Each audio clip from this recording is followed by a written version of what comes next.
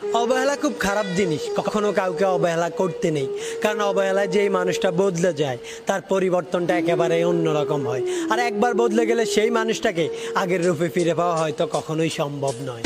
আজকে যেই মানুষটা শুধুমাত্র আপনাকে এক নজর দেখার জন্য বেহায়ার মতো আকুল হয়ে থাকে, একদিন দেখবেন সেই মানুষটাই বেহায়ার মতো আপনাকে এক নজর দেখার জন্য আকুল হয়ে থাকবে না। আর যেই মানুষটা হাজারো ব্যস্ততার মাঝেও শুধুমাত্র আপনার সাথে একটু কথা বলার জন্য ছটফট করে, অথচ আপনার হাতে প্রচুর সময় থাকার পরেও আপনি তার সাথে কথা বলেন না, একদিন দেখবেন সেই মানুষটা আর আপনার সাথে কথা বলতে চাইবে না।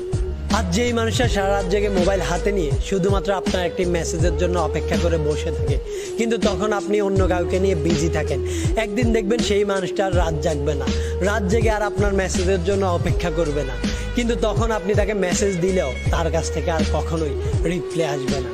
আর যেই মানুষটা আপনাকে ভালোবাসি ভালোবাসি বলে মরিয়ে হয়ে থাকে, কিন্তু তার ভালোবাসার আপনার কাছে কোনো মূল্য নেই, সে যতবার আপনাকে ভালোবাসি বলে ঠিক ততবারই আপনার কাছ থেকে তার জন্য শুধু অবহেলা জোটে, একদিন দেখবেন সেই মানুষটা আর আপনাকে ভালোবাসি ভালোবাসি বলবে না, চুপচাপ হারিয়ে যাবে অজানায়।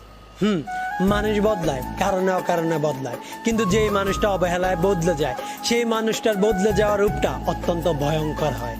অবহেলায় লোহায় মরিচিকা ধরে যায়, আর রক্তে মাংসে গড়া মানুষ তো এমনিতেই বদলে যায়। তাই একটা কথা সবসময় মনে রাখবেন, যে মানুষটা নিজের চাইতেও বেশি আপনাকে ভালোবাসে তাকে কখনোই অবহেলা করবেন না। কারণ এই মানুষগুলো জীবনে বারবার আসে না, আর একবার হারিয়ে গেলে আর কখনোই ফিরে পাবেন না। তাই সময় থাকতে অবহেলা নয়, মূল্য দিতে শিখুন, কারণ সময় গেলে সাধন হবে না।